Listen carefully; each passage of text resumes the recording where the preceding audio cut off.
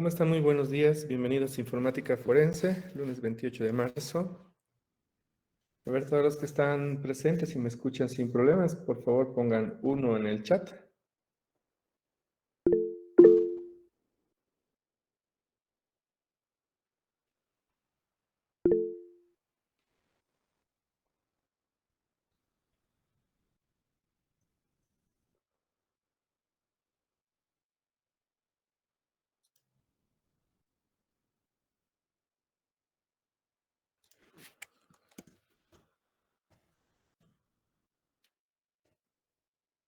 Pues gracias.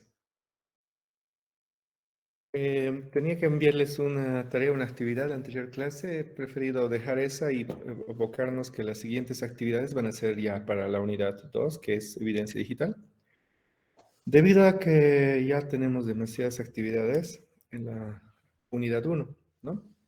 Entonces, la siguiente actividad se las voy a dar recién hoy para entregar mañana y es trabajos que vamos a realizar o actividades que vamos a realizar para toda la parte de lo que es evidencia digital para la unidad 2. Entonces, hoy vamos a terminar de hablar de la unidad, de la unidad 1, de la introducción a la informática forense, en función de todas las actividades que hemos ido desarrollando y además en función a todo lo que hemos ido explicando de acuerdo a las bases de la informática forense.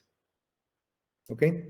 Hemos quedado en esta diapositiva donde se hablaba de, como centro de toda la informática forense está la evidencia. Y esta evidencia nos tiene que permitir tener una relación entre la escena del crimen, la víctima y el sospechoso.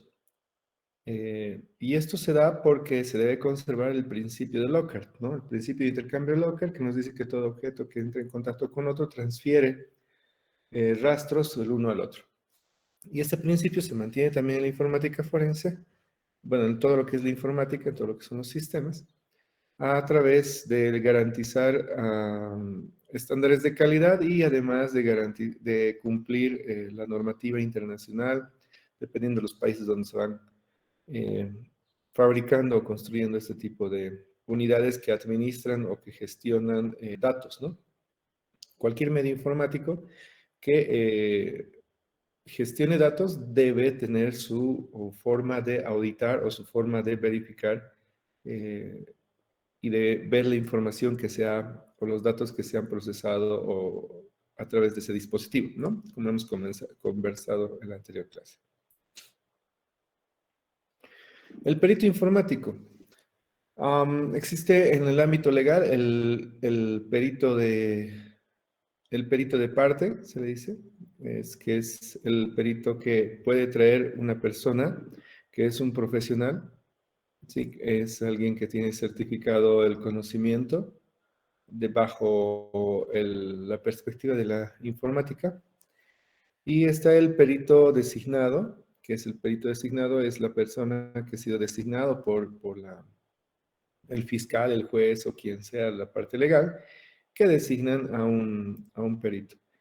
Dentro de Bolivia tenemos dos instituciones del ámbito público que están, digamos que avaladas o habilitadas para poder hacer este tipo de actuaciones de informática forense, ¿sí? Tenemos al Ministerio Público y ahí está la institución, el IDIF, Instituto de Investigaciones Forenses, ya hemos mencionado esto hace alguna clase, que tienen la unidad de informática forense de delitos informáticos. Está el Instituto Técnico Científico de la Universidad Policial, el ITCU, que también hemos mencionado antes, que también está habilitada y hace ese tipo de cosas. Ambas instituciones tienen en sus filas a personas especializadas eh, con determinados conocimientos científicos, técnicos, para poder apoyar al juez o al fiscal o a las personas que no son entendidas en la materia. Es este intérprete, no solamente es no es un informático sistemático que aplique técnicas de las ciencias forenses informáticas, sino es aquella persona que es el puente para hacer entendible, eh, todo este mundo de la de los sistemas y la informática hacia las personas que no entienden o no están al tanto de esto, que son jueces, abogados y todo eso, ¿no? Eso en el ámbito en el ámbito público. Entonces, como les decía al principio, puede haber un perito de parte, que es aquella persona designada o contratada por una de las partes que están que están en el problema. Eso en el caso de el ámbito legal. Y en el ámbito empresarial, cuando se determine dentro de una organización quién es la persona que revisa estas cosas ante un incidente de seguridad, entonces ahí eso generalmente se designa a una persona que sea la principal, que sea esta persona la que determine si va esto a un proceso legal o si se queda solamente en la empresa, si tipifica eso como perito informático. Entonces, generalmente es del equipo de tecnología y es una persona encargada. Es la primera persona encargada de poder atender la evidencia o poder recolectar la evidencia digital para temas empresariales o si tiene que ver con que eso tiene que pasar la frontera del ámbito empresarial al ámbito legal, entonces esta es la persona que define eso. Entonces tenemos un actor que es la primera persona que está capacitada con los conocimientos técnicos para poder actuar ante un incidente que pudiera ser determinado como un delito informático o aparentar ser un delito informático. ¿De acuerdo? Ese es un perito. Aquí algunas definiciones que hemos podido encontrar, ¿sí? Para que puedan ir tomando en cuenta, que es básicamente en función de lo que hemos dicho. Muy bien, pasemos a algo importante. Como la informática forense es aplicar técnicas científicas, también necesitamos un marco de trabajo. Un marco de trabajo que nos diga primero esto, segundo esto, tercero esto, y además nos permita generar buenas prácticas a través de principios que garanticen que la evidencia va a ser manejada de forma adecuada. ¿Alguien escribió, eh? ¿Alguien levanta mano? No, no. Sí, disculpa, Inge, lo levanté por equivocación. Ok, ok. Sigamos. Entonces, tenemos esas cuatro fases que son como un marco de trabajo. Y cuando digo un marco de trabajo es algo que se puede hacer en función de los conocimientos de las personas. Es decir, no está escrito en piedra. Esto puede ser, no modificado, sino esto puede ser adecuado a la situación en la cual uno se encuentra. ¿Ok? Entonces, estas cuatro fases que son el marco hablan de identificación, obviamente de evidencia digital, ¿no? Hablan de preservación. ¿Preservar qué? Preservar la evidencia digital. ¿Cómo garantizamos preservar eso? Que es prácticamente conservar todo. Hablamos del análisis. Es la etapa donde analizamos la evidencia digital para poder nosotros encontrar el quién, cómo, qué, por qué y todo eso para poder resolver un incidente. Y está la presentación, que está dividida en dos partes, que es hacer una presentación de un informe ejecutivo que lleva por detrás un informe técnico, y está la defensa en un estrado o ante el juez o ante el fiscal o ante las partes de ese informe, donde el perito tiene que convencer al resto de su trabajo. ¿Ok? Entonces tenemos estas cuatro fases como una forma de tener un marco de trabajo. Nuevamente, al momento de la identificación vienen temas muy sencillos, como por ejemplo el aseguramiento de la escena. ¿Qué pasa si llegamos y encontramos un equipo prendido? ¿Qué pasa si llegamos y encontramos un equipo apagado? ¿Quién es la primera persona que va a poder actuar? ¿Quién es esa primera persona que está habilitada para poder actuar en ese momento? ¿Sí? Recogemos la evidencia eh, en el lugar o recolectamos la evidencia o nos llevamos los equipos para colectar la evidencia en laboratorio. Ese tipo de decisiones se hacen en identificación. ¿Ok? Preservación es básicamente mantener la cadena de custodia, un término que vamos a hablar mucho desde aquí en adelante, donde la cadena de custodia se refiere a no contaminar la evidencia, no contaminar la escena del crimen, mantener trazas como si tuviéramos unas trazas logs, mantener el registro claro de quiénes son las personas que manipulan y por qué manipularon la evidencia. Si se demuestra que hubo una mala manipulación, la evidencia se cae.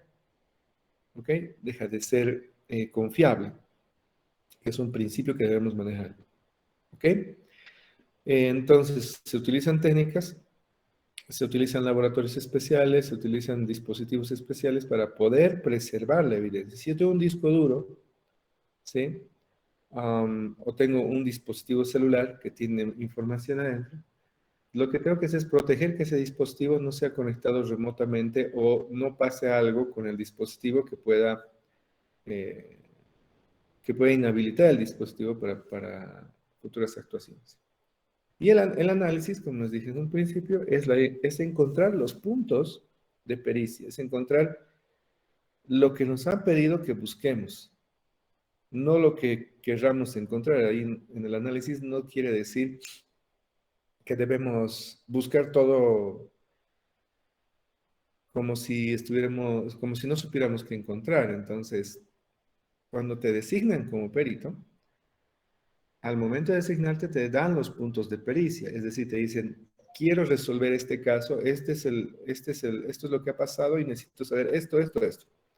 No parte de ti decirles, esto encontraremos, parte de ellos, pero obviamente hay que asesorarlos.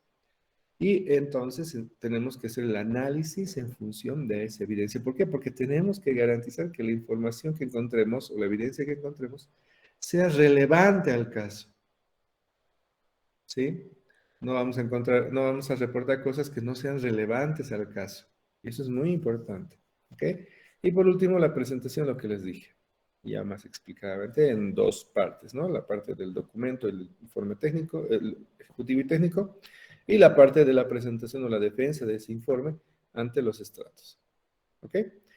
Este marco de trabajo se puede modificar o mover en función de la situación en la que estás, ¿verdad? Eso es lo que hemos dicho. Por ejemplo, acá, se fijan en el recuadro, en el primer recuadro, cuando hablamos de identificación, estoy poniendo un cuadrito interno donde adquisición de la evidencia está dentro de identificación, ¿sí? Es como si fuera uno solo, pero esto se va desplegando. ¿Por qué se va desplegando? En la práctica anterior, perdón, en la normativa antigua, la muy antigua, que es la RFC 3227, que es una normativa internacional, un estándar por el cual la gente se intentaba adecuarse a buenas prácticas de calidad para ejecutar informática forense, solamente se habla de identificación, preservación, análisis, presentación. En este nuevo marco de trabajo y además en esta nueva forma de trabajar, aparece una nueva ISO que nos va obligando a desplegar que la identificación tiene la adquisición de la evidencia digital y tiene la recolección de la evidencia digital. Entonces, cualquiera de los dos términos o cualquiera de las dos vías que se vaya, no tenemos que preocuparnos, es lo mismo, solamente es desplegar la identificación como dos actividades. Sin embargo, se mantienen los principios: identificación, preservación, análisis de la evidencia y presentación del informe. ¿Sí? Eso es muy importante hacer. Fíjense que acá al principio ponemos evaluación de la situación. Generalmente la evaluación de la situación se hace en la identificación, pero muchas veces se hace por fuera. Se evalúa la situación para cumplir con los requisitos legales y técnicos. Es decir, necesitamos tener los respaldos legales para una actuación. No podemos actuar porque se me ocurrió o porque soy un justiciero que quiero encontrar. No. Si no estás designado, si no tienes los documentos y los puntos de pericia y todo eso, no puedes hacer una actuación. Hay que tener el permiso adecuado, el permiso legal adecuado, ya sea por el juez, el fiscal, o ya sea por una de las partes que diga, sí, aquí está mi nota, digo, adelante, tiene permiso. Entonces, respaldarse con documentación es muy importante. Entonces, una vez que haces la evaluación de la situación, empieza todo el trayecto. Y al final, cuando terminas de hacer tu trabajo, haces la devolución de la evidencia. Ahora, ¿cómo puede confiar la justicia, la gente, las empresas en un perito que va a transportar por todo este marco de trabajo evidencia? ¿Cómo sabemos que esa evidencia no ha sido cambiada, modificada, manipulada? Para eso utilizamos la cadena de custodia. La cadena de custodia es un concepto que se maneja a partir de el registro de todo movimiento, actuación, actividad, problema que ha podido transitar la evidencia digital desde su identificación, desde su adquisición, pasando por la preservación y generando hasta ahí la certeza completa de que la información o los datos o evidencia digital es íntegra. La cadena de custodia tiene como principio fundamental garantizar que la evidencia sea íntegra. ¿A qué le decimos íntegra? Íntegra le decimos a que no haya sido manipulada de forma incorrecta, que no contenga errores, que además la evidencia no pueda, o el dispositivo o el medio informático por el cual hemos recolectado eso, también sea resguardado de forma adecuada. La cadena de custodia también va a permitir que en un determinado momento, cuando haya un perito, digamos, de la fiscalía, y el acusado trae su perito de parte y quiere un contraperitaje, entonces se revisa la cadena de custodia y a partir de eso se despliega una copia forense al perito de parte para que haga su trabajo. Pero este perito va a revisar la cadena de custodia y si él identifica que la cadena de custodia no se ha cumplido o no ha sido registrado algún evento o algo, entonces se anula la evidencia. Anular la evidencia quiere decir anularlo, o sea, no se toma en cuenta en el juicio. Sí, se saca eso y nadie toma en cuenta eso. Punto. ¿De acuerdo?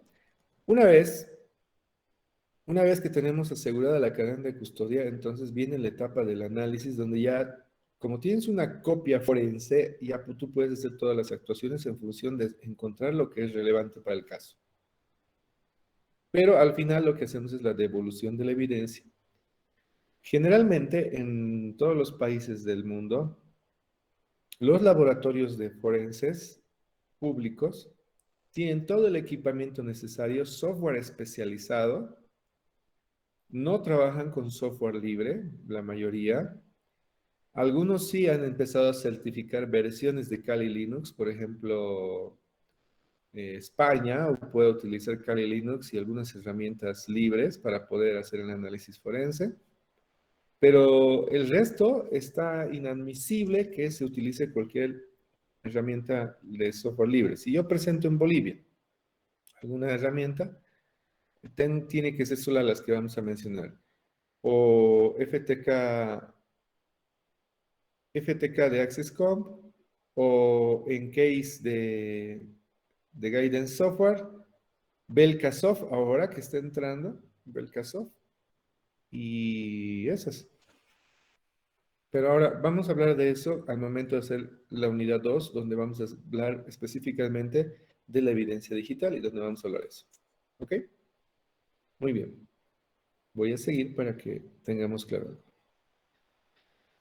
Aquí está desplegado una forma de poder ejecutar ese proceso o ese marco de trabajo de informática forense, como un proceso o como cosas que se debe tomar en cuenta a la hora de hacer las cosas. Y como les dije al principio, esto no está tallado en piedra, esto no es algo que o lo haces así o mueres. Pero si tú quieres tener un orden y además cuando alguien vea tu trabajo, digamos el perito de parte, o alguien tiene que revisar tu trabajo, tiene que poder entender. Entonces, por eso mismo está este marco de trabajo. Este marco de trabajo que está, además, eh, no sustentado, sino está, bueno, sí, está sustentado y está desarrollado a partir de un estándar internacional que vamos a hablar en estos momentos. ¿Ok? Entonces, ¿qué tenemos? Tenemos el planteamiento, tenemos que hacer un planteamiento del problema. Se evalúa el problema, se determina si se requiere acción policial y o correspondiente denuncia.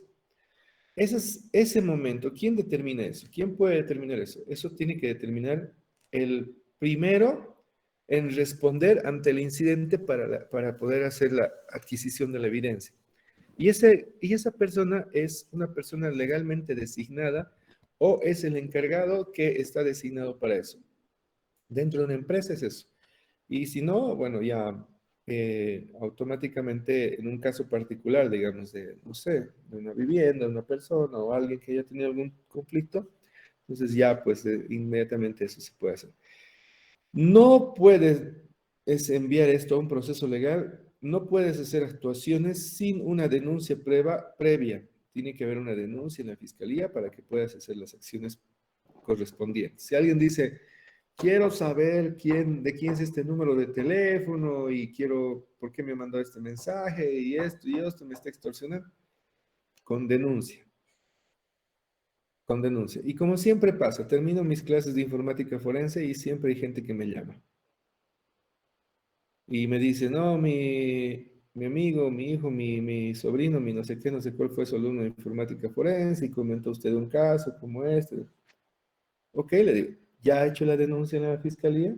O sea, en las plataformas, en la PLCC.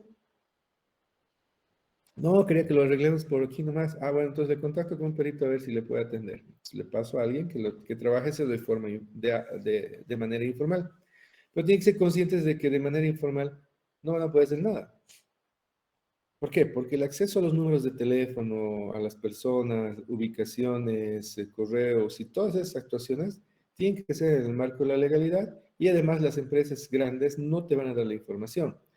Ya van a ver que es muy importante mantener la legalidad porque la única forma de que nos digan de quién es un teléfono o de quién es un número IP en Internet o de quién es algo, una información que nosotros necesitemos, las operadoras de teléfono, proveedores de Internet, cualquier otra empresa que maneje datos, el banco, quien sea, siempre van a necesitar un requerimiento fiscal o una orden del juez.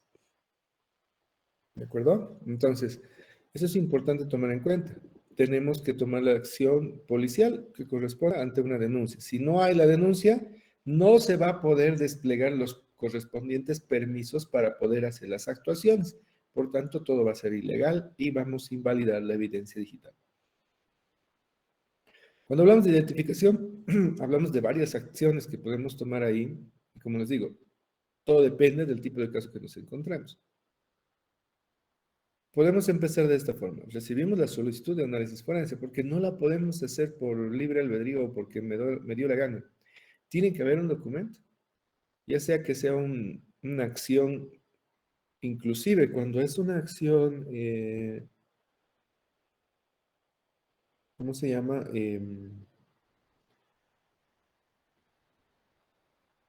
Se me fue la palabra, perdón.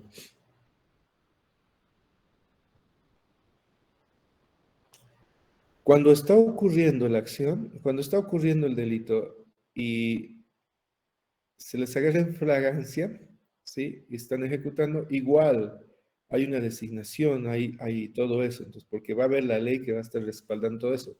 Una actuación sobre algo que está pasando se llama fragancia y ahí la norma te permite hacer cosas, pero con un fiscal a tu lado y la policía, obviamente. ¿Ok? Se estudia y se revisa la legislación vigente. Eso es muy importante. En el caso de Bolivia, ya hemos revisado, ¿no? Son 2 artículos y para de contar. No hay que hacer mayor cosa. ¿Hacemos que nuestro caso tipifique como delito informático? Sí, no. Ok, no entra como delito informático, pero quiero que hagas estas actuaciones de informática forense para poder encontrar evidencia digital que nos permita resolver un caso más punitivo, por ejemplo, trata y tráfico, ese tipo de cosas. ¿Ok? Entonces, para eso nos sirve. Se estudia y revisa la legislación vigente, dependiendo del país que estás. Si estás en Colombia, tienes que conocer la legislación vigente. Si estás en Chile, lo mismo. ¿Ok? Estás en Bolivia, 2 artículos locos, así que aquí no vamos a hacer ninguna relevancia. Se toma en consideración la formación del equipo forense necesario a este problema. Hablamos del equipo forense dependiendo del tipo de caso.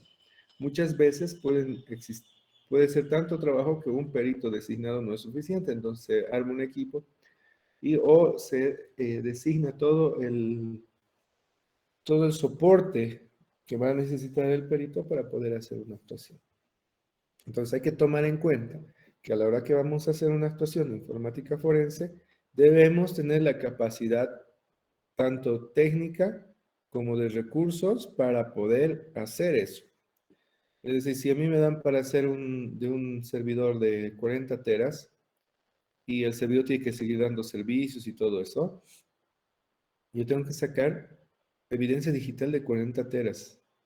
¿Tengo yo 40 teras ahí en mi laboratorio para poder soportar eso? O la mitad por lo menos. Es complicado, ¿verdad? Entonces todo eso se debe garantizar. Una vez que se acepta la solicitud, se realiza el reconocimiento de la estructura organizacional de la empresa o del lugar donde se haya realizado el incidente. Se realiza se realiza un reconocimiento del personal y personas involucradas en el incidente. Esto es importante porque no se olviden que en informática forense nos tiene que responder quién, cómo, cuándo, por qué. Y bueno, y se identifica y asegura la escena de crimen, se identifica el incidente, se identifica la causa perdón, se establece o se identifica a partir de qué momento se establece la cadena de custodia, ¿sí? Se asegura y se asegura la preservación de la evidencia, es decir, se tiene que tomar acciones para preservar la evidencia, ¿sí? Y se establece un plan de acción, ¿ok? Ya hemos identificado la escena del crimen, ya hemos identificado más o menos quién, cómo, dónde, por qué, y vamos a hacer el aseguramiento de la evidencia digital y para poder, es decir, estamos planeando en todo esto. Todo lo que es identificación es una especie de planeación de las acciones que vamos a tomar, ¿ok? Cuando hablamos de adquisición, estamos hablando de una actividad que muchos autores van a encontrar dentro de identificación esta adquisición o recolección, ¿sí? Entonces, cuando hablamos de adquisición, se elige los métodos apropiados y eso en función del tipo de dispositivo. No es lo mismo hacer cómputo forense que hacer forense de redes que hacer forense digital. ¿Se acuerdan? Que tenemos esos 3 tipos. En función de eso, o esas tres áreas, subáreas de la informática forense que se definieron hace mucho, ¿no? Se establece un orden de prioridad de la recolección de las evidencias.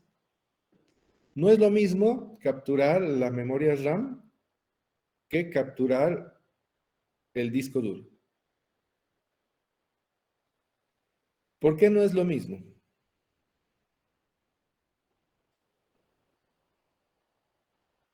Vamos a preguntarle a Alison Daniela, buen día.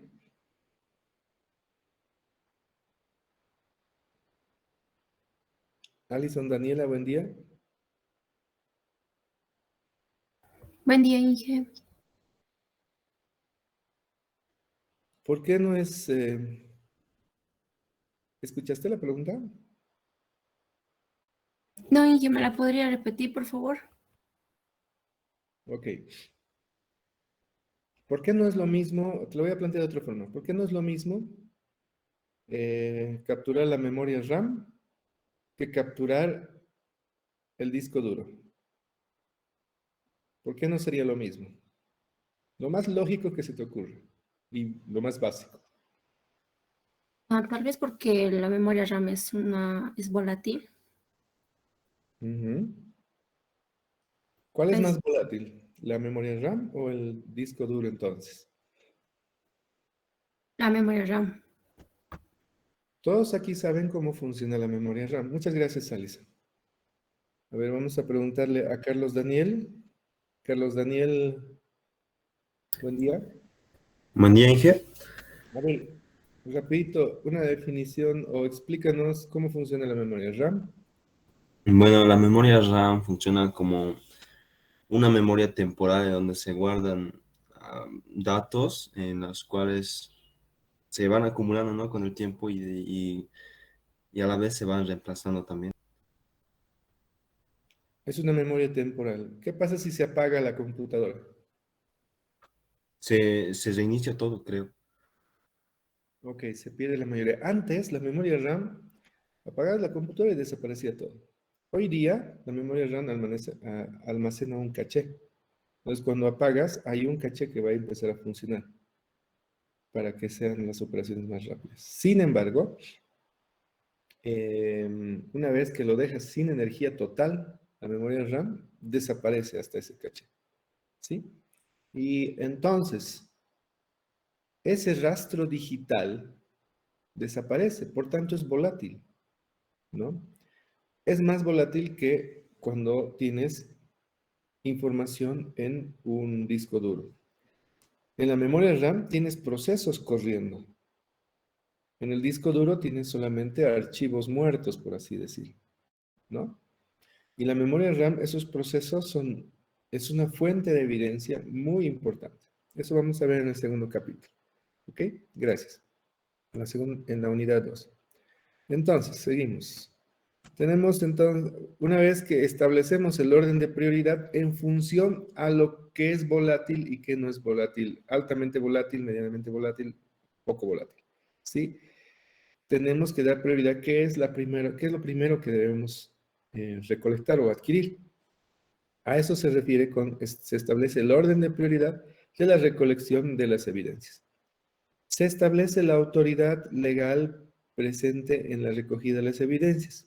No sé, puede ser eh, en un notario. Muchas veces se puede hacer eso. Cuando no tienes un caso, cuando tienes un... Muchas veces se hace esta práctica. Voy a hacer recolección de evidencia digital, pero no tengo... Estoy haciendo una acción en fragancia y si no hay forma, puede cortar la luz, se pierde información. Entonces lo que se hace es, se tiene ahí generalmente a un notario. ¿Qué es un notario? Un notario es un abogado que está establecido en la legalidad, en la normativa legal de Bolivia y en la mayoría de los países. Es la persona que da fe a las actuaciones, la persona que da fe a que estás haciendo algo, es la persona que da fe a algo. Por tanto, cuando nos piden un documento legal, generalmente para que tenga valor jurídico, tiene que estar notariado o con reconocimiento de firmas. ¿Dónde haces reconocimiento de firmas? En el notario, ¿no? Entonces, eso hay que tomar en cuenta. Y por último, se recogen las evidencias. Cuando hablamos de recoger las evidencias, estamos hablando ya en ese punto al hacer recolección de evidencias, estamos hablando del punto de utilizar técnicas muy informáticas, ¿sí? O sea, hacer la disciplina científica para poder asegurar esa evidencia, ¿sí? Denme un segundito, por favor. Tengo una situación aquí.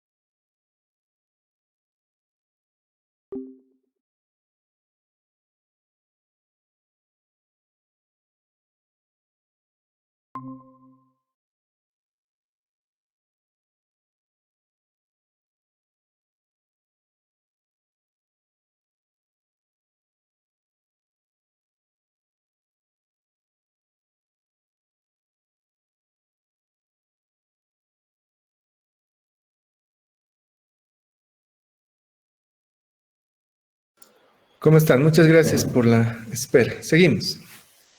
Seguimos. Entonces, cuando recogemos la evidencia, o recolectamos la evidencia, muchos, en un framework que vamos a ver de trabajo, se despliega también en función de eso. La recolección o la adquisición de la evidencia depende del caso. Si tenemos equipos prendidos, lo importante es hacer ahí la recolección. Si tenemos equipos apagados, es mejor levantar la cadena de custodia y llevar a nuestro laboratorio para poder hacer la recolección de las evidencias de forma correcta. ¿Sí? ¿Ok? Entonces, ¿hasta ahí alguien tiene alguna duda, alguna consulta? Estamos en el cuadro de adquisición, todo lo que es amarillito. ¿Dudas, consultas?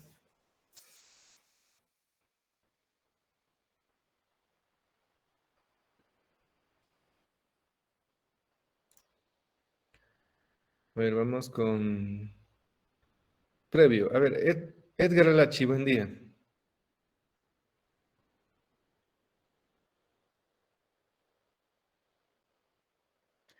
Edgar Alachi, buen día. Buenos días, Inge. Hola Edgar, tienes que poner tu foto en tu cuenta de Google, por favor. Es las reglas que tenemos acá, ¿de acuerdo? Y en todas las otras materias. En caso contrario, voy a tener que Entonces, pedir Inge, está bien. que prendas tu cámara, ¿ok? Entonces, que sea la última vez, por favor. A ver, Edgar, de los puntos que hemos visto hasta el momento del proceso o de las fases de la informática forense,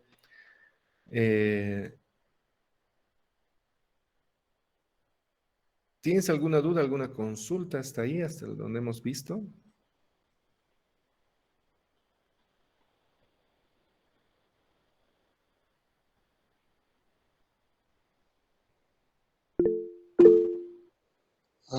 Solo sobre el Inge, sobre qué se llama. Cuando tú dices, digamos, cuando los equipos están apagados, es mejor llevar a tu laboratorio y cuando están encendidos puedes proceder ahí. Los peritos o los que hacen la recolección de la evidencia tienen algunas ciertas herramientas que usan, que Al- cuando está apagado sí o sí hay que llevarlo, o se puede hacer ahí mismo. no, la práctica dice que si los equipos están apagados, hay que llevarlos al laboratorio para garantizar la seguridad de los equipos. Cuando los equipos están prendidos, tenemos información volátil que podemos recolectar en situ, es decir, al momento que estamos ahí. Y se utilizan algunas herramientas que vamos a ver más adelante. Principalmente FTK Imager de AccessComp. Si se tiene licencia de Encase. Y por último, la que está entrando últimamente a Bolivia es Belcasoft, que son herramientas de pago. ¿Ok? Evelis, Alexandra, ¿tienes una consulta? Sí, no, no entendí muy bien el término que usa, que es de fragancia. No sé si podría volver a explicar eso, por favor. En fragancia es cuando em, están en medio de cometer el delito, están cometiendo el delito en ese momento. Entonces, no es necesario ahí una orden judicial o una orden del fiscal. Sí tiene que estar el fiscal, entonces lo que se hace es actuar inmediatamente, porque están ejecutando en ese momento el delito o el posible delito. Y eso permite que ya se puedan hacer actuaciones cuando están en medio de algo. A eso se refiere. Es cuando se está cometiendo el delito, los agarran con las manos en la masa, como dicen por ahí, ¿no? Consulta, creo que de ahí viene la expresión atrapado in flagranti, ¿no? Sí, exactamente. Bien, Infragante, gracias. claro. Es lo mismo. ¿Ok?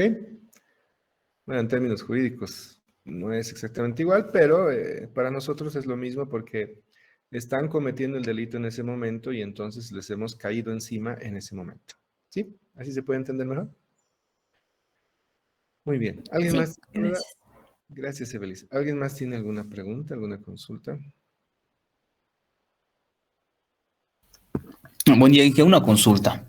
Dígame, a ver. Cuando dijo no es para recolectar evidencias cuando la máquina está prendida, dice. Y supongamos que los atacantes, digamos, están en otra parte y no pueden borrarlo, digamos, a través de internet, la información que está en la máquina.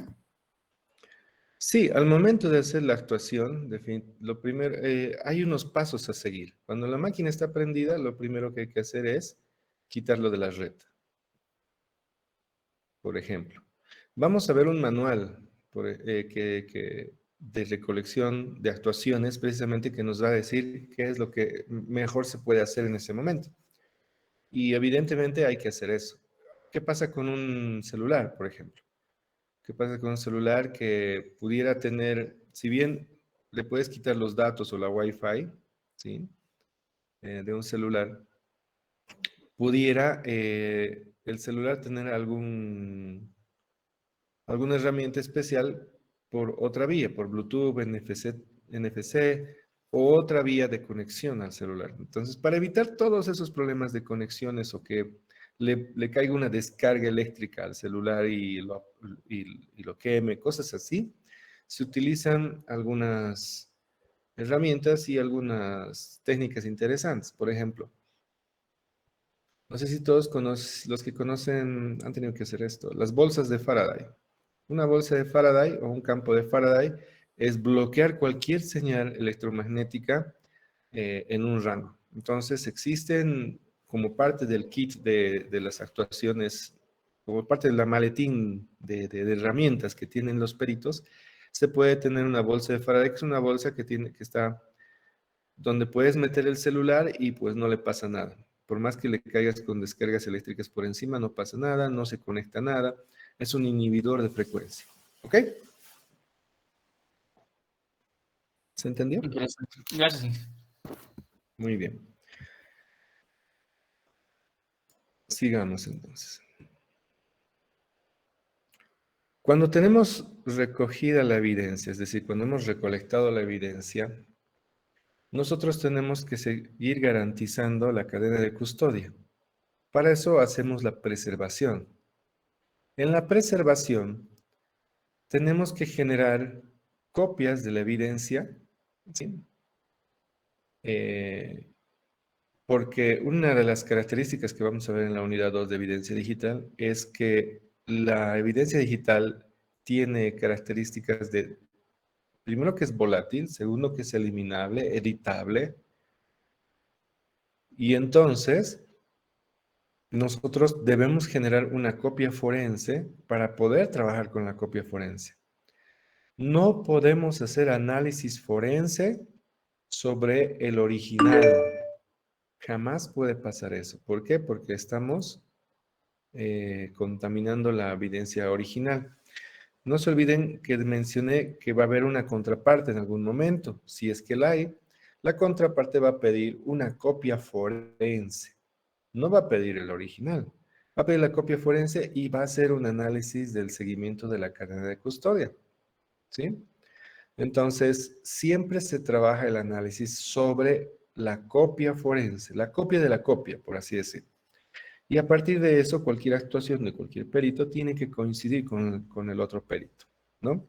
Y ahí viene el punto del análisis. Pero antes de salirme de preservación, la cadena de custodia me dice dónde se va a quedar estos dispositivos, estos equipos y todo eso. Y generalmente los laboratorios tienen bóvedas donde se va a almacenar eso y bóvedas preparadas para poder no perder estos dispositivos. O sea, puede ser con campos de Faraday, puede ser con lugares que tienen sesión o prueba o climatización para manejar el aire y pueden tener también algún sistema de contra incendios, obviamente no con agua, ¿no?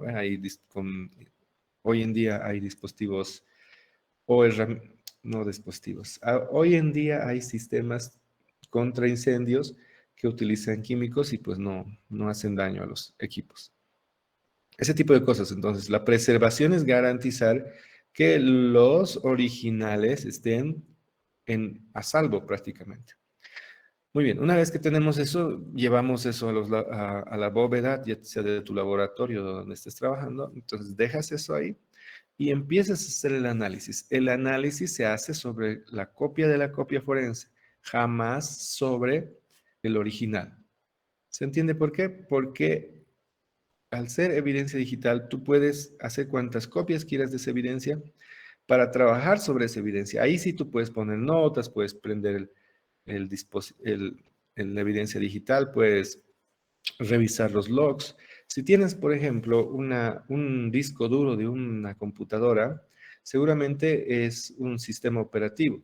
Entonces, puedes montar ese sistema operativo en un ambiente virtual, de manera que puedes abrir el equipo como si estuvieras utilizando el físico. Al hacer una copia forense, estamos haciendo una copia de bit a bit de la información. Por tanto, es como si tuviéramos una imagen virtualizada del equipo que tenías. ¿Okay? Lo mismo se hace con los celulares y todo eso. Entonces, al tener este equipo virtualizado, puedes levantar el equipo en una máquina virtual. Y los logs del sistema operativo se empiezan a activar y dice qué día has prendido y todo eso. Por eso, no se puede trabajar sobre el original, porque si prendemos el equipo, estamos invalidando la cadena de custodia. Vamos a decir, y se prendió este equipo, no sabemos qué se hizo. Puede que haya gente que haya manipulado y haya borrado la información o haya plantado información. En cualquiera de los dos casos, queda inválido. Por eso es importante manejar muy bien la cadena de custodia. Y en el análisis, entonces, hacemos ese análisis relevante al caso, relevante al incidente. Hacemos un análisis de qué es lo más relevante para resolver el caso en función a los puntos de pericia, como les comenté antes. ¿Sí? El análisis no solamente es un tema de trabajar sobre la evidencia duplicada, es decir, sobre la copia de la copia, sino es encontrar esos elementos que nos van a ayudar a saber el quién, cómo, cuándo, por qué. Puede ser análisis de datos, información que esté en el caché, información de la memoria RAM, información del explorador, de la información que hay por el explorador, toda esa información que nos puede servir para detectar. Saber si se conectó o no conectó un pendrive, saber si envió a imprimir algo, saber si tiene un puerto abierto, saber si está reportando, si está siendo monitoreado desde un puerto abierto a través de una red hacia alguna IP en el exterior de la institución o de donde esté. Ese tipo de cosas se van a encontrar. ¿Sí? ¿Ok? Entonces, así en este orden más o menos se puede plantear que se preparan las herramientas y técnicas para el análisis forense que conforman el entorno de trabajo, es decir, tu laboratorio, tu forma de trabajar. Se realiza el análisis de datos y de la información recogida, siempre con relevancia a la resolución del incidente, a la resolución del caso, a la reconstrucción del hecho. Se reconstruye la cadena de acontecimientos, qué es lo que ha pasado, ¿no? Se determina cómo se actuó, se identifica al autor, se establece el impacto causado, se documentan todos los pasos y acciones, hallazgos encontrados durante el análisis, que además se registran en la cadena de custodia. ¿De acuerdo? Entonces, eso hacemos en el análisis forense. Hoy en día, cuando hay cursos de informática forense o cuando cuando buscas bibliografía de informática forense, un poco se han concentrado más en sacar material y hacer mayor investigación en el análisis forense.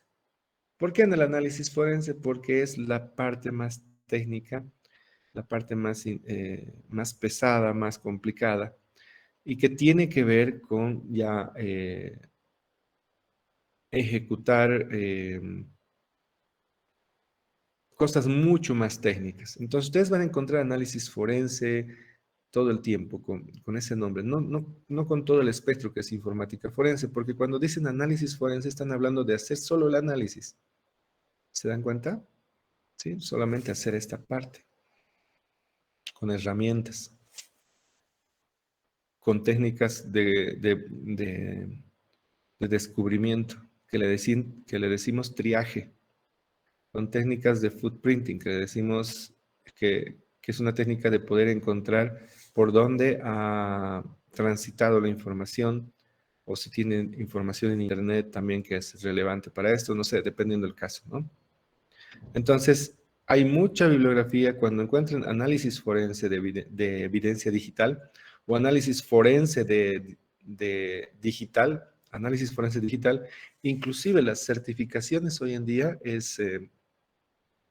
las certificaciones internacionales que hay empresas que están certificando, no te hacen certificados no es que te dicen certificado en informática forense, más bien te ponen, ya la tendencia es que las certificaciones son certificación en analista de evidencia digital, forense, algo así, y en función de eso le cambian el nombre como suene bonito para vender. Pero existen empresas certificadoras, Captia, por ejemplo, es una, y existen otras, son bastantes por ahí.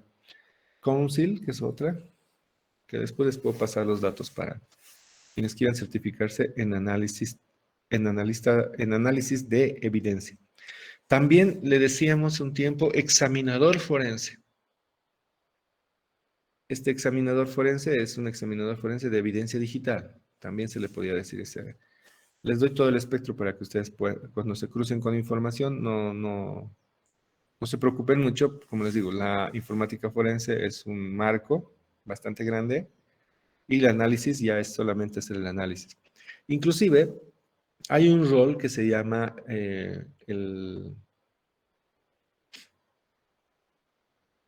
analista digital, ¿sí? Hay un rol dentro de los laboratorios forenses, está el primero que responde al incidente, el que está encargado de hacer la recolección, digamos, hasta la preservación, y después eso deriva a otra unidad de ese laboratorio y en esa unidad está el analista, ¿sí? Entonces, es una persona encargada de solamente hacer análisis, o sea, se va especializando. Esos dos roles son los dos roles más importantes al momento de ejecutar informática forense. El primero en responder ante un incidente y el analista de evidencia digital, ¿sí? Porque son campos bastante grandes. Entonces, si ustedes quieren profundizar, tienen que ir a analista. Porque el resto es dependiendo de dónde van a hacer la actuación, ¿verdad? Pero lo más importante es el analista. Y aquí es donde nosotros tenemos que ponerle foco. Que en el tercer y en la cuarta unidad vamos a ponerle foco haciendo algunas accesiones a memoria RAM, a discos duros y todo eso. Vamos a aprender a recolectar evidencia digital de dispositivos y vamos a poder hacer un poco de análisis. ¿De acuerdo? Y también vamos a hacer análisis de análisis forense de sistemas operativos. En este caso, pues nosotros vamos a ver un poquito de Windows 10. Qué herramientas hay para ver qué cosas están pasando, cómo pasaron. Entonces, son tipos de análisis, ¿ya? Pero esa es la parte donde vamos a hacer las prácticas en la unidad 2 y en la unidad 3 y la 4. ¿Ok? Aquí es donde nos vamos a concentrar, en el análisis. Todo el segundo parcial. Y la presentación, que es algo formal, que sí es presentar la información que has recopilado durante las fases anteriores, se prepara toda la documentación necesaria para realizar el informe, se redacta el informe que debe incluir lo siguiente: asunto, auditoría del informe, informe ejecutivo, evidencias, detalles, conclusiones, documentos de apoyo. Es una estructura que nos da acá de todo lo que debemos hacer en la presentación, pero también eso varía dependiendo del perito, ¿sí? Y no se olviden que cuando hagamos la presentación debemos defender ese trabajo. Es hacer una exposición ante el juez, fiscal o las partes donde les explicamos qué pasó. Y si es dentro de una empresa, dentro de una organización que se está resolviendo el tema, lo mismo hay que explicar al CEO, al director y a las personas involucradas. ¿Ok? ¿En qué lenguaje? En el lenguaje natural. O sea, ellos no pueden entender qué es un log, ellos no van a saber qué es un inicio de sesión, ellos no van a saber qué es una puerta trasera, ellos no van a saber qué es un monitoreo o qué es una técnica de phishing, ese tipo de cosas, ¿me entiendes? Entonces hay que tomar en cuenta eso. Y por último, hacemos la devolución de la evidencia y salimos del caso, finalizando la cadena de custodia. ¿Ok? Básicamente es eso. Entonces, nuestro marco de trabajo de informática forense nos permite tomar acciones y actuaciones respaldadas por la cadena de custodia para poder descubrir, reconstruir el incidente. Dentro de esa reconstrucción encontraremos el quién, cómo, cuándo y por qué de ese incidente. Si nosotros no podemos encontrar eso, entonces no vamos a hacer un buen trabajo. Y para eso necesitamos no solamente conocimientos técnicos, científicos, informáticos, sino tenemos que tener cierta destreza en saber y descubrir cosas, ¿no? Un poco de calle por ahí dicen, o sea, conocer la forma que actúa la gente y todo eso. ¿Vale? Muy bien. Hasta ahí. ¿Alguna duda, alguna consulta? ¿Dudas, preguntas?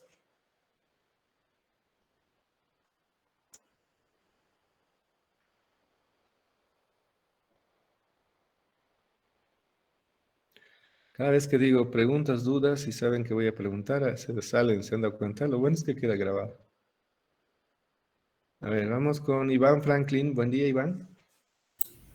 Buen día, ingeniero. A ver, ¿qué es lo que más te llamó la atención de la parte del análisis?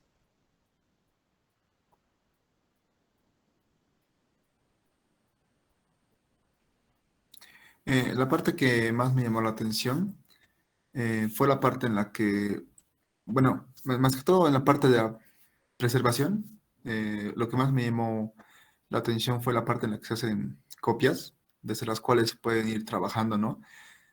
Bueno, sin tocar la prueba, la evidencia original, ¿no? Se va trabajando en las copias y de esta manera, digamos, es que puede ir trabajando, me imagino, ¿no? Más de una persona y a la final cada uno puede dar su conclusión. Claro. Es muy importante tomar en cuenta eso. Yo creo que es entre las cosas más importantes. Se trabaja sobre la copia de la copia. ¿Sí? Y cuando trabajas sobre la copia, no tienes miedo a arruinar las cosas. Puedes escudriñar, modificar, hacer pruebas de todo lo que quieras, porque tú puedes ir sacando más copias para poder hacer esa acción. ¿Ok? Es muy importante eso. Un principio fundamental de preservar la evidencia. Por eso tenemos un capítulo completo de eso, o sea, una fase completa de eso, que es preservar. Vamos con Jean-Paul Mauricio. Jean-Paul, buen día. Buenos días, ingeniero. ¿Cómo estás? A ver, ¿qué parte te ha parecido más confuso? Sería un poco de la devolución, que dice que se destruye toda la evidencia y quisiera saber el por qué. No entiendo muy bien por qué lo destruyen la información que se ha almacenado.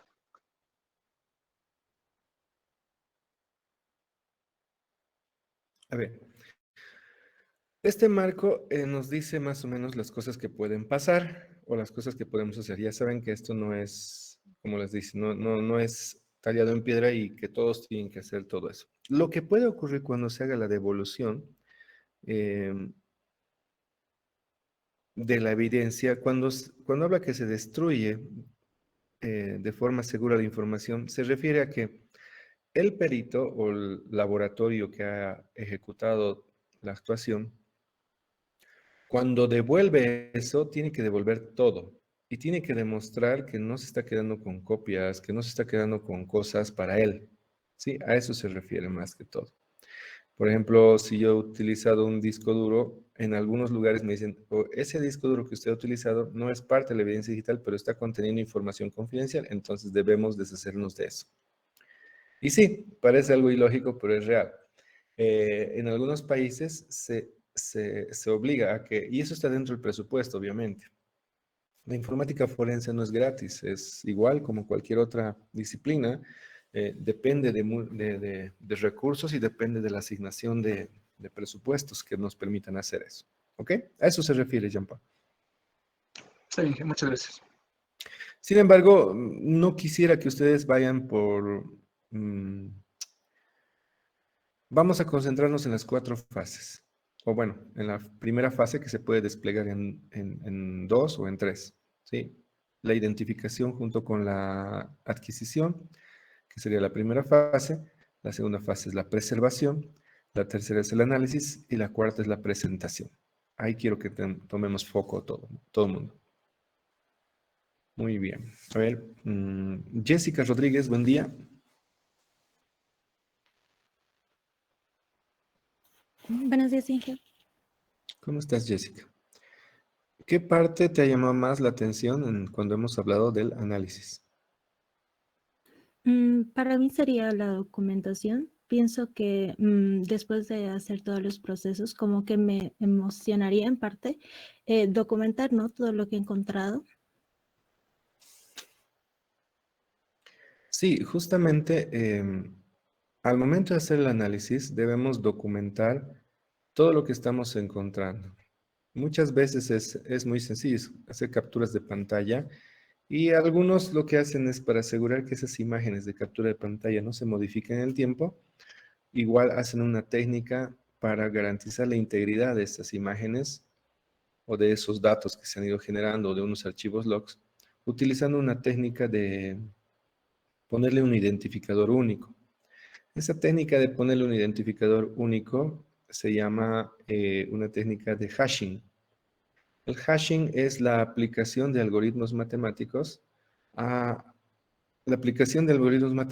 que nos permiten ingestar cualquier tipo de archivo o información de cualquier tamaño y cuando pasa por ese algoritmo nos bota un código único, una especie de huella digital, un número único, no un número, una cadena alfanumérica. Dependiendo del tipo de hash que se ha ejecutado, es el tamaño de esa cadena. Vamos a ver eso en la evidencia digital. Se llama utilizar algoritmos matemáticos a través de alguna herramienta que nos generan un código único y a eso le decimos hash. Existen tipos de eso y a eso vamos a ver el MD5, el SHA-1, el SHA-256, SHA-512, que son técnicas que se utilizan mucho en la encriptación de datos. También se utilizan mucho, ¿ok? Pero para nosotros le queremos asignar una huella digital o un número único, un identificador único que no se repite a un archivo o un dispositivo o un disco duro completo, una imagen, por así decirlo, y queremos sacar un código, y ese código es único. Entonces, cuando yo agarre la imagen, lo llevo a otra computadora, le hago el hashing, le saco el hash de esa imagen, me tiene que sacar el mismo valor. Entonces digo, ok, entonces esta imagen no ha sido modificada en ningún momento, ni un bit. ¿Cómo podemos saber si se ha modificado o no? Es a través de las técnicas de hashing, que hemos hablado de eso también en alguna de las clases, donde les he hecho una comparación de que, por ejemplo, todos los que conocen Git, ¿cómo se controla el versionamiento? Git utiliza técnicas de hashing, utilizando estos algoritmos para saber si el código se modificó en algún momento.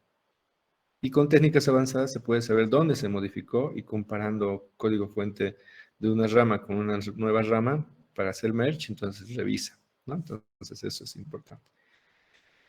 Por eso los informes de la documentación, como dice Jessica, son muy importantes porque al final, si no documentas, no vas a tener tu informe técnico y eso es lo que hay que hacer todo el tiempo. ¿Ok? Muy bien. Muchas gracias. Avancemos.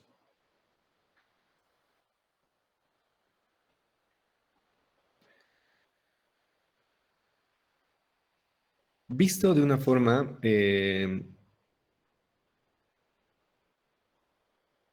un segundito, a ver cómo es esto.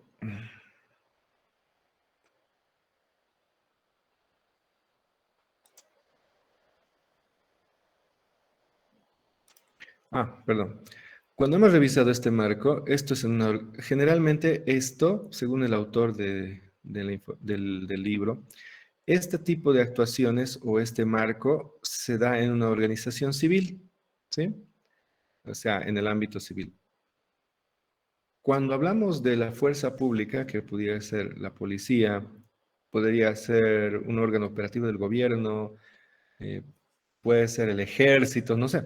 Entonces es un poco más, más rígido y se hace de la siguiente forma, ¿sí? Y mantiene la lógica del anterior, pero ambos son válidos, ¿sí? ¿De acuerdo? Entonces, igual esta identificación con adquisición, está la preservación, el análisis y por último la presentación. ¿De acuerdo? Es básicamente lo mismo, pero para que ustedes puedan tomar en cuenta que no siempre en la parte civil es igual a la parte de la fuerza pública. No estamos hablando de la parte legal, porque ambos pueden entrar en la parte legal. Pero la fuerza pública generalmente tiene formas de actuación más rígidas, ¿no? Y son más directos. ¿De acuerdo? Muy bien, hasta ahí. Hemos hablado de un marco de trabajo para la informática forense, pero no podemos hablar de buenas prácticas o de un estándar sin tener un estándar, ¿verdad? Para eso, la informática forense guiada por la ISO IEC. ¿Qué es la ISO? La ISO es una entidad internacional, una entidad a nivel mundial que construye o no solamente construye, sino que define cuáles son las buenas prácticas para algo. Ustedes conocen la ISO 9001 de atención al cliente, están las ISOs para el medio ambiente, están las ISO 27001 para la construcción de sistemas de gestión de seguridad de la información, la ISO 27002 de guía de buenas prácticas de la informática en una organización para la seguridad de la información, seguridad informática dentro de la organización y así. Hay muchas ISOs que el objetivo principal de las ISOs es garantizar la calidad, ¿ok? Y para garantizar la calidad, nos da una guía de buenas prácticas que se deben cumplir, ¿ok? Entonces, como les decía, la ISO es un organismo internacional.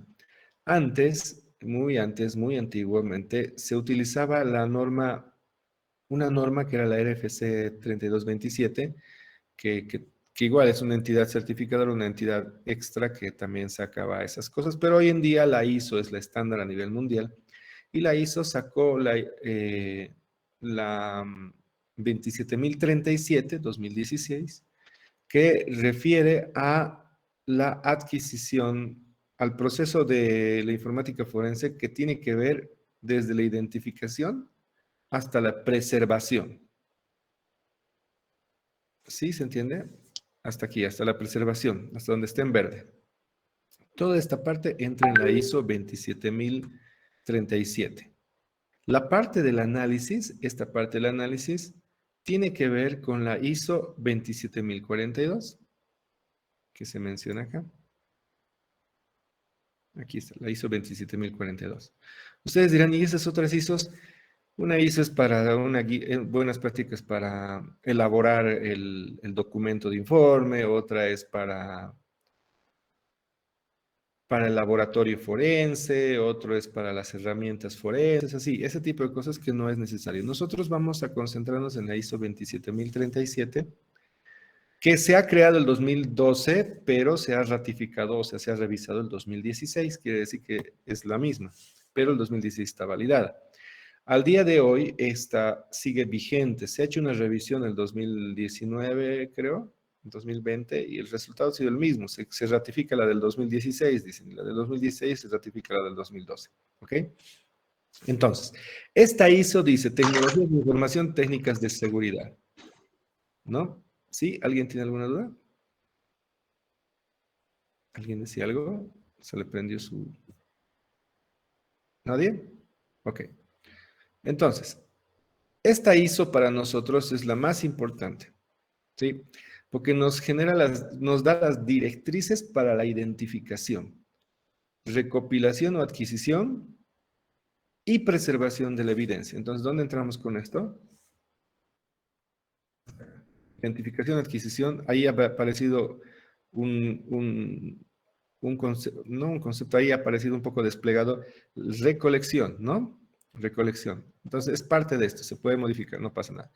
Sí, no se confundan que es otra fase. Cuando hablamos de adquisición, o recolección estamos hablando. Adquisición es cuando nos encontramos in situ, cuando estamos en fragancia, estamos accionando, entonces hacemos la adquisición de la evidencia.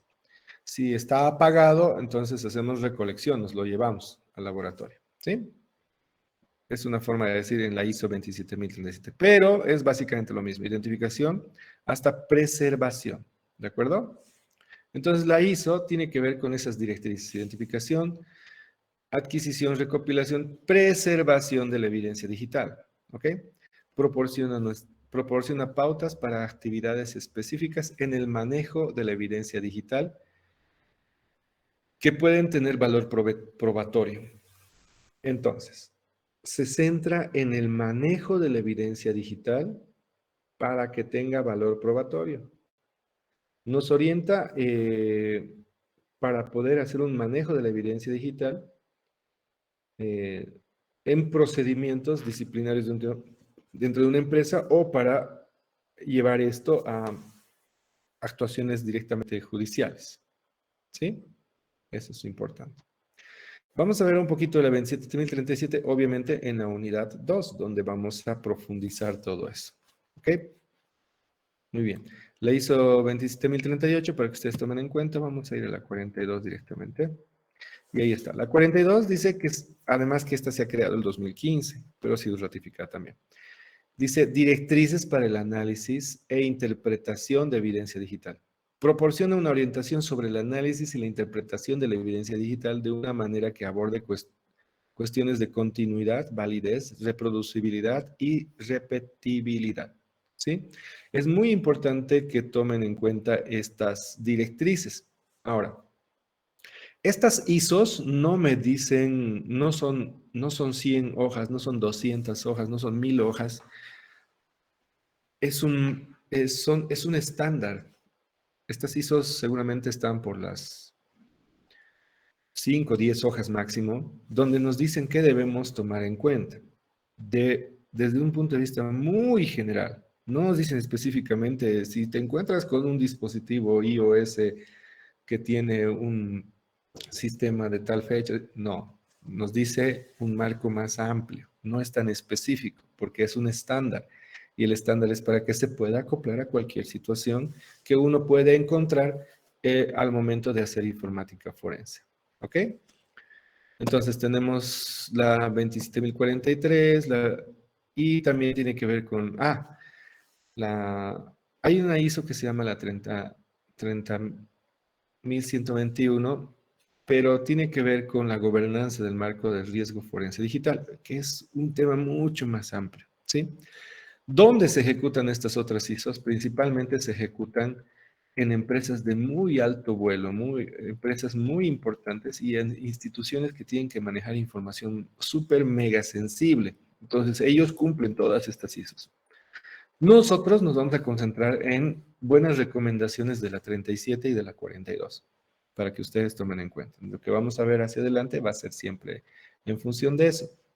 No puedo darles la ISO 27037 y 42 impreso o en digital, porque cada ISO... A ver, vamos a ver qué tan buenos son stalkeando o buscando.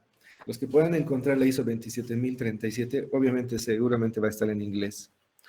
Pueden encontrar también la ISO 27037 norma española o norma europea.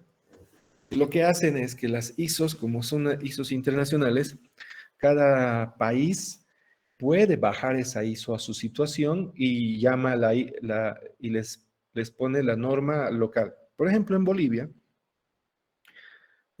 un caso que yo conozco, tengo la ISO, todo, estoy suscrito.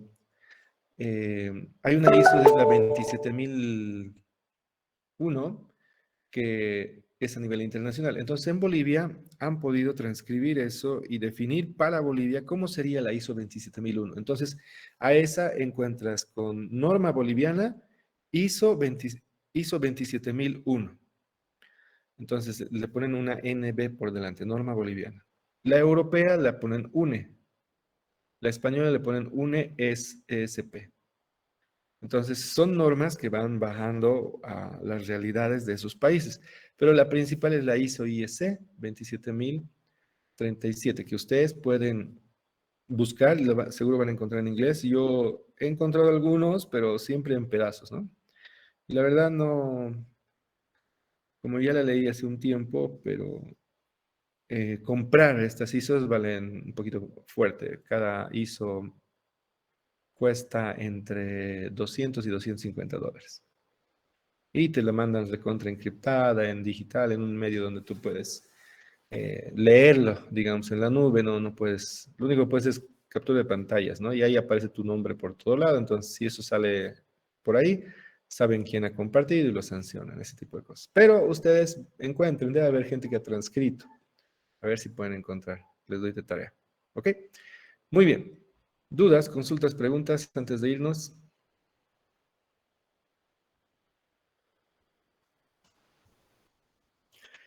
Un consejo, si alguien va a tomar un diplomado, si alguien va a tomar un curso, si alguien va a tomar una especialización, una maestría, si no se habla de la ISO 27037 en informática forense, olvídense, están perdiendo el tiempo. ¿Ok? Muy bien. O por lo menos si no se basa la enseñanza de la informática forense con la ISO 27037 y la ISO 27042, es perder el tiempo. Ok. ¿Dudas, consultas, preguntas? Todos los que tengan claro todo lo que hemos hablado hasta este momento, por favor pongan 1. El resto, por favor, ponga 0. Los que tienen dudas y consultas, pongan 0. Los que tienen todo claro, pongan 1 en el chat.